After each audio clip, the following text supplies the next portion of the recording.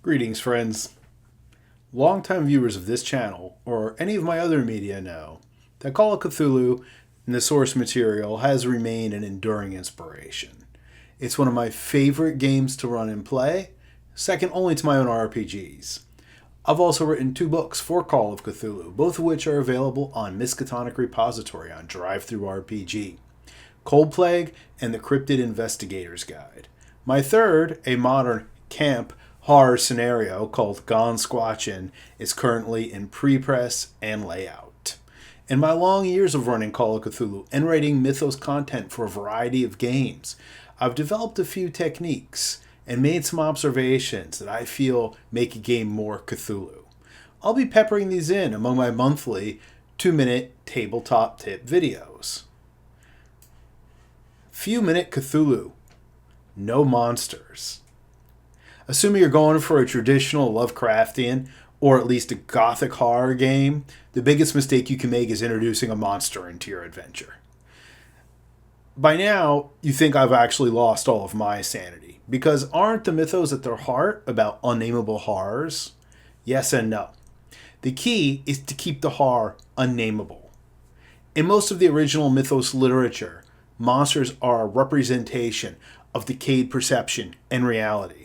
They're hinted at and rarely observed outside of dreams, fleeting glimpses, dreamlike states, and references. In fact, this is where I think most movies based on H.P. Lovecraft and the mythos fail, because they're obsessed with showing you a monster which inevitably looks like every other B-rated horror monster that you see in any other movie.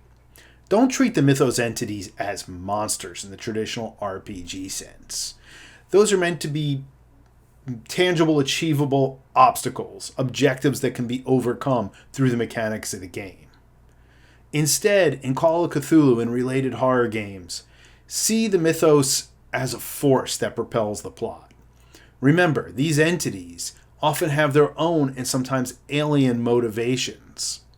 Do everything you can to avoid revealing the identity of the dark force that's at the heart of your mystery.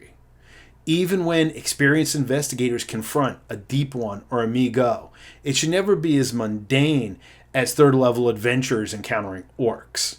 These beings should always be draped in shadow. Their eyes, their ways, motives, apparitions should at least be cryptid-like. The greater beings of the mythos don't exist within the confines of our universe. Think of them as a liquid seeping through a crack. A liquid we can hear dripping, or maybe catch a faint, strange whiff of, but never quite see. Throughout history, those encountering the mythos would synthesize them through their own cultural lens. When deeply involved in unraveling the machinations of a great old one, the true identity of an intelligence should only be revealed after peeling away layers of story and spending significant research. If encountering a mad yogi in an abandoned Vedic temple, they may talk of their worship of Yog-Sothoth as enlightenment into the secret 9th chakra, which allows one to move between the yugas. This would be their cultural interpretation of a force that exists outside and manipulates space and time.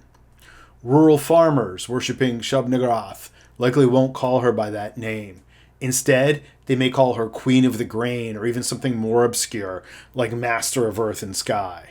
They won't consider their offerings to her out of line, and they won't necessarily be degenerate cultists or mustache-twirling villains. Only through clues and unfolding similarities between ritual trappings, strange words, and artifacts should your players unveil some ancient lineage back to Hyperborean times. That is when their mythos knowledge and access to ancient tomes can come in and help them confront, or at least survive, the horrors. Did you enjoy this video? Like and subscribe. Watching this on YouTube? Head over to Patreon and sign up there. Even at the free level, you get exclusive content. If you're watching this on Patreon or elsewhere, go over to YouTube, Fox and Boar Games, and subscribe for a lot more videos like this. Don't forget to check us out on all social media at Fox and Boar Games, and go over to the website, foxandboargames.com.